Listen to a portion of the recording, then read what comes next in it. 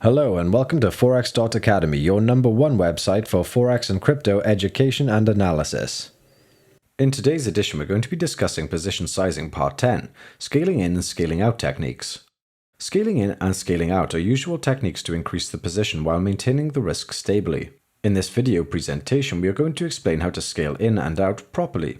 Scaling in can be thought of as a means to reduce risk while increasing the size of the position.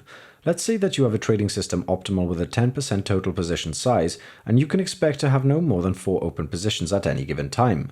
Under these premises, there is a risk position of 2.5%, but this may be the overall drawdown to over 25%, which is too high for your tastes. Pyramiding, or scaling in, allows you to approximate your position to 2.5% while using the market's money to lower your risk to 1.25%, so your drawdown is reduced accordingly.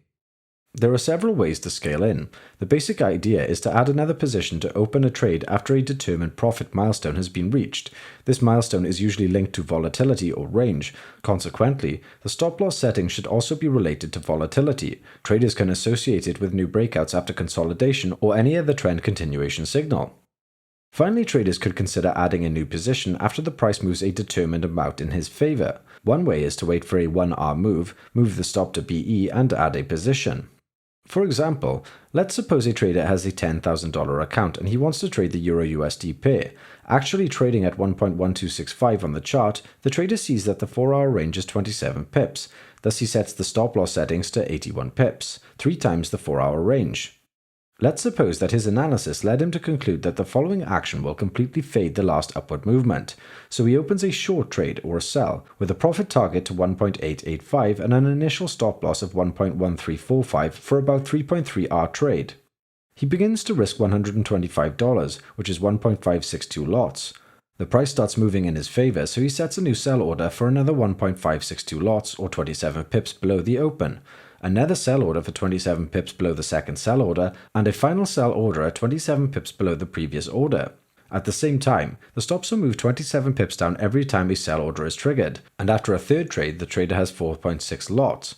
The last one has $125 risk, the previous one has $83.3 risk, and the initial order shows a $41.66 risk.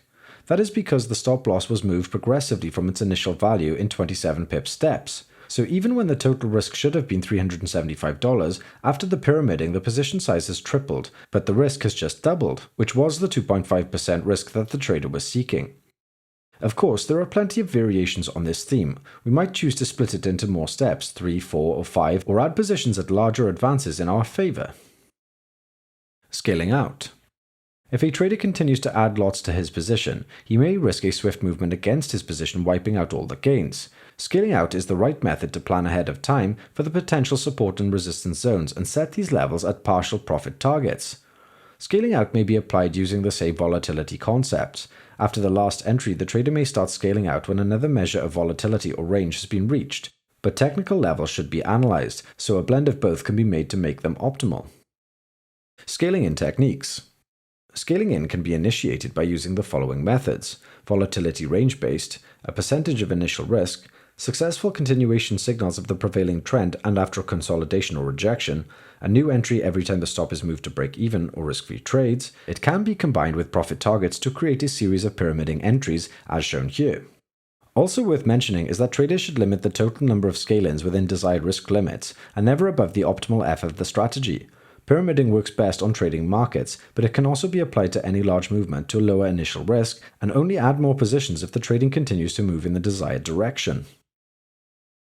If you enjoyed the video, then please like and subscribe and leave a comment down below about anything you would like us to discuss in future, or if you have any questions about this particular video. Have a great day.